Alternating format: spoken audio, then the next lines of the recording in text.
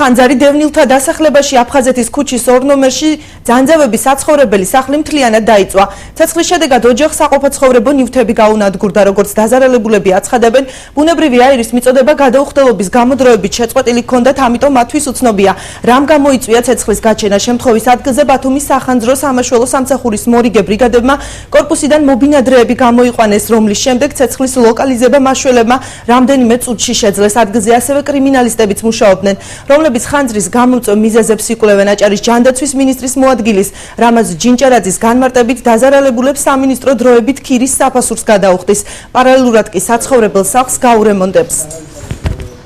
Amrit იყო კალიდორის სავსე. ხო და მე გამოვიქეცეთ, ყველა რომ ძლივს ჩამოვედი მეორე სართულზე, მეტი არაფერი არ მინდა კვამლი და ცეცხლი. რამ გამოიწვია ხანძარი?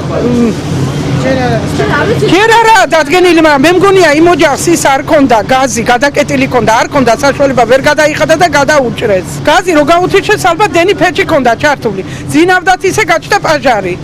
ხანძრის შედეგად იყო დიდი დაკვამლიანება მესამე-მეოთხე სართულებზე, სადაც ხალხი იმყოფებოდა, მოხდა ხალხის ევაკუაცია ნაწილის ფანჯრებიდან, ხოლო ნაწილის კარიდორებიდან.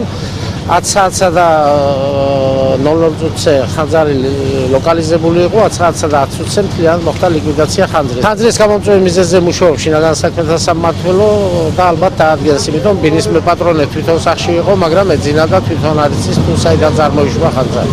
უნახავთ თავშესაფარს გამგეობაც ადგილზე, ქალაქის მერიაც ადგილზეა და შესაბამისად ერთობლივად შევეცდებით, რომ დროებით გადავიყვანოთ სადმე ეს ოჯახი.